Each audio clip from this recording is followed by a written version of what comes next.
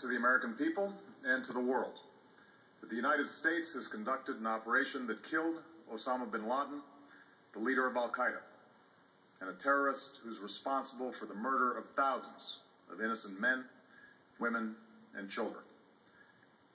It was nearly 10 years ago that a bright September day was darkened by the worst attack on the American people in our history. The images of 9/11 are seared into our national memory.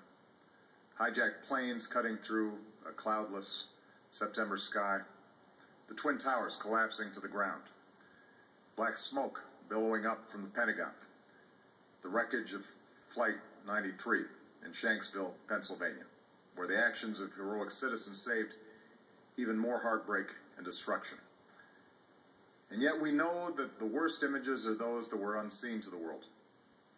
The empty seat at the dinner table, children who were forced to grow up without their mother or their father, parents who would never know the feeling of their child's embrace, nearly 3,000 citizens taken from us, leaving a gaping hole in our hearts. On September 11th, 2001, in our time of grief, the American people came together.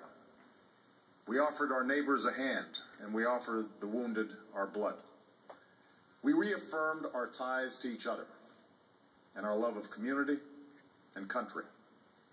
On that day, no matter where we came from, what God we prayed to, or what race or ethnicity we were united as one American family. We were also united in our resolve to protect our nation and to bring those who committed this vicious attack to justice. We quickly learned that the 9/11 attacks were carried out by Al-Qaeda, an organization headed by Osama Bin Laden, which had openly declared war on the United States and was committed to killing innocents in our country and around the globe. And so we went to war against Al-Qaeda to protect our citizens, our friends, and our allies. Over the last 10 years, thanks to the tireless and heroic work of our military and our counterterrorism professionals, we've made great strides in that effort. We've disrupted terrorist attacks and strengthened our homeland defense.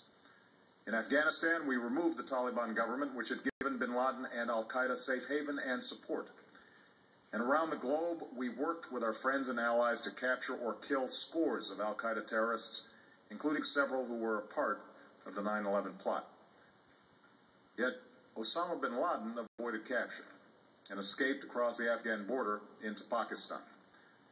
Meanwhile, Al-Qaeda continued to operate from along that border and operate through its affiliates across the world. And so shortly after taking office, I directed Leon Panetta, the director of the CIA, to make the killing or capture of bin Laden the top priority of our war against Al-Qaeda, even as we continued our broader efforts to disrupt, dismantle, and defeat his network. Then, last August, after years of painstaking work by our intelligence community, I was briefed on a possible lead to bin Laden.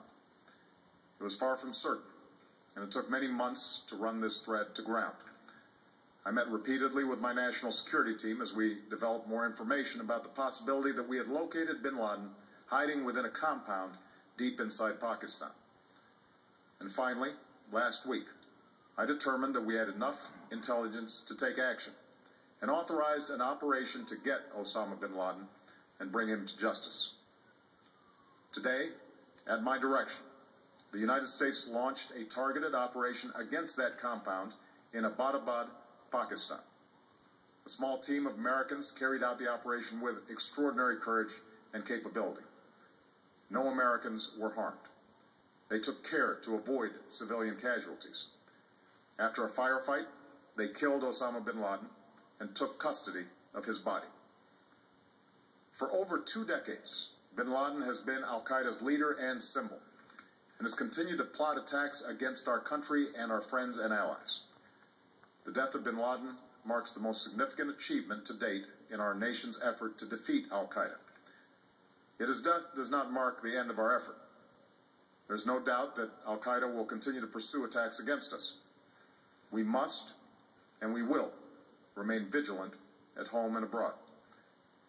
As we do, we must also reaffirm that the United States is not and never will be at war with Islam. I've made clear, just as President Bush did shortly after 9/11, that our war is not against Islam. Bin Laden was not a Muslim leader. He was a mass murderer of Muslims. Indeed, Al-Qaeda has slaughtered scores of Muslims in many countries, including our own. So his demise should be welcomed by all who believe in peace and human dignity. Over the years, I've repeatedly made clear that we would take action within Pakistan if we knew where bin Laden was. That is what we've done. But it's important to note that our counterterrorism cooperation with Pakistan helped lead us to bin Laden and the compound where he was hiding. Indeed, bin Laden had declared war against Pakistan as well and ordered attacks against the Pakistani people. Tonight, I called President Zardari, and my team has also spoken with their Pakistani counterparts. They agree that this is a good and historic day for both of our nations. And going forward, it is essential that Pakistan continue to join us in the fight against Al-Qaeda and its affiliates. The American people did not choose this fight. It came to our shores and started with the senseless slaughter of our citizens. After nearly 10 years of service, struggle, and sacrifice, we know well the costs of war. These efforts weigh on me every time I, as Commander-in-Chief, have to sign a letter to a family that has lost a loved one, or look into the eyes of a service member who's been gravely wounded. So Americans understand the costs of war. Yet, as a country, we will never tolerate our security being threatened, nor stand idly by when our people have been killed. We will be relentless in defense of our citizens and our friends and allies. We will be true to the values that make us who we are. And on nights like this one, we can say to those families who have lost loved ones to Al-Qaeda's terror, justice has been done. Tonight, we give thanks to the countless intelligence and counterterrorism professionals who've worked tirelessly to achieve this outcome. The American people do not see their work nor know their names, but tonight they feel the satisfaction of their work and the result of their pursuit of justice. We give thanks for the men who carried out this operation, for they exemplify the professionalism, patriotism, and unparalleled courage of those who serve our country. And they are part of a generation that has borne the heaviest share of the burden since that September day. Finally, let me say to the families who lost loved ones on 9/11 that we have never forgotten your loss, nor wavered in our commitment to see that we do whatever it takes to prevent another attack on our shores.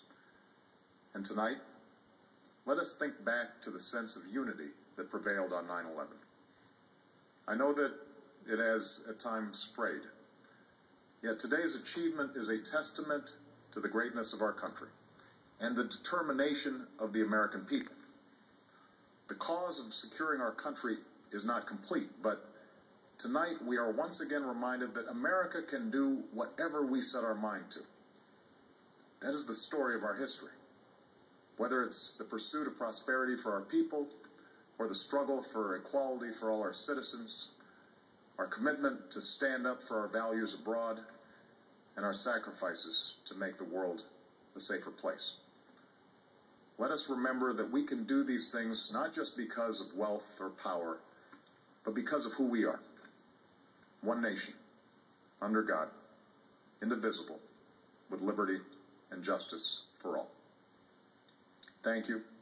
May God bless you. And may God bless the United States of America.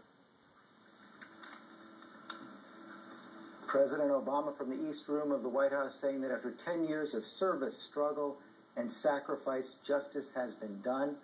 Osama Bin Laden has been killed. And he was also saying to all the families of those killed on 9/11 that this is proof that we have never forgotten your loss. I'm joined now by Stacey Pelosi. Her father was killed in the World Trade Center on the 98th floor. How do you feel tonight, Stacey?